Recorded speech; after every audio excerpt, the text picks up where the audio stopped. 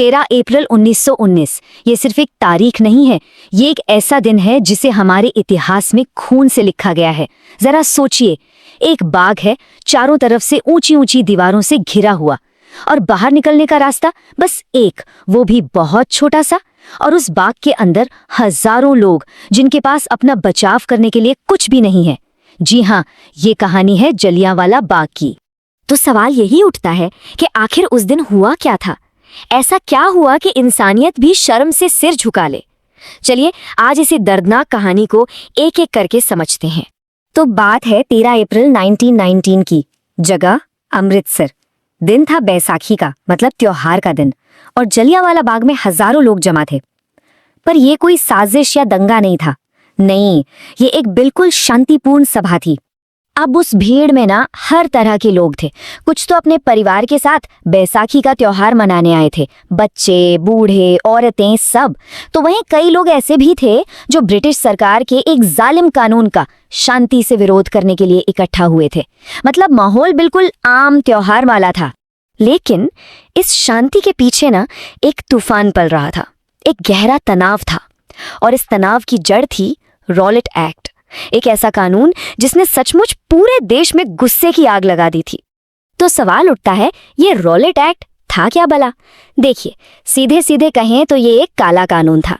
इसने अंग्रेजों को इतनी ताकत दे दी थी कि वो किसी भी हिंदुस्तानी को सिर्फ शक के बिना पर, बिना किसी मुकदमे के, बिना किसी सुनवाई के सीधा जेल में डाल सकते थे। मतलब हमारे बुनियादी हकों पर ये एक सीधा सीधा हमला था।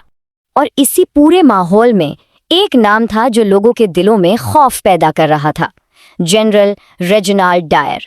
और यही वो नाम है जो इस पूरी कहानी का सबसे बेरहम चेहरा बनने वाला था। और फिर वो शाम आ ही गई, वो शाम जब जनरल डायर के सिर्फ एक हुक्म ने जलियांवाला बाग की मिट्टी को हमेशा हमेशा के लिए खून से लाल कर दिया। तो हुआ ये कि शाम के वक्त जनरल डायर अपने सैनिकों के साथ बाग में आ धमका। आते ही उसने सबसे पहला काम क्या किया?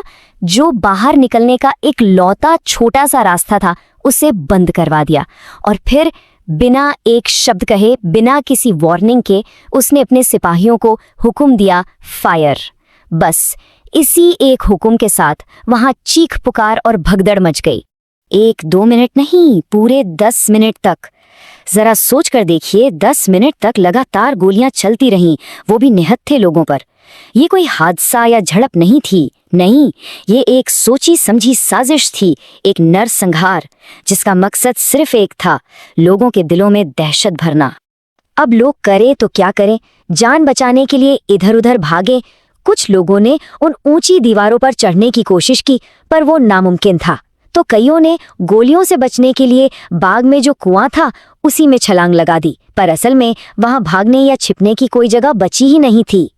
और फिर जब गोलियों का वो शोर थमा तो वहां सिर्फ और सिर्फ लाशें बिछी थीं। वो बाग जो कुछ देर पहले लोगों की हंसी ठठाकों से गूंज रहा था, अब वहां दर्द, खामोशी और खून के सिवा कुछ नहीं था। इस एक हत्याकांड ने ना पूरे देश को अंदर तक हिलाकर रख दिया। ये सिर्फ एक घटना नहीं थी, ये हमारे स्वतंत्रता संग्राम का एक ऐसा मोड़ था जहां से सब कुछ बदलने वाला था। अच्छा, ब्रिटिश सरकार ने जो आंकड़े दिए वो हमेशा से ही बहुत कम थे। उन्होंने मरने वालों की संख्या बहुत कम बताई, पर सच तो यह है कि असल में कितने लोग मारे गए, कितने परिवार तबाह हो गए, इसका सही हिसाब आज तक नहीं मिल पाया है। हकीकत सरकारी आंकड़ों से कहीं ज्यादा खौफनाक थी। इस नरसंहार का असर ये हुआ कि इसने आजादी की लड़ाई में जैसे घी का काम किया। लोगों के दिलों से अब अंग्रेजों का डर निकल चुका था, और उसकी जगह आजादी की एक ऐसी आग जली जो बुझने वाली नहीं थी। महात्मा गांधी ने अपना असहयोग आंदोलन और भी तेज कर दिया। और हाँ, उसी भीड़ में एक नौजवान था, उधम सिंह, जिसने कसम खाई कि वो इस जुल्म का बदला जरूर लेगा।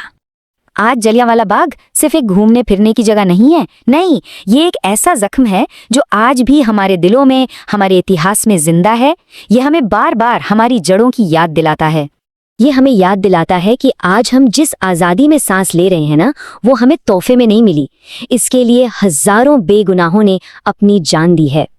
ये बाग उन्हीं अनगिनत बलिदानों की एक खामोश गवाही देता है।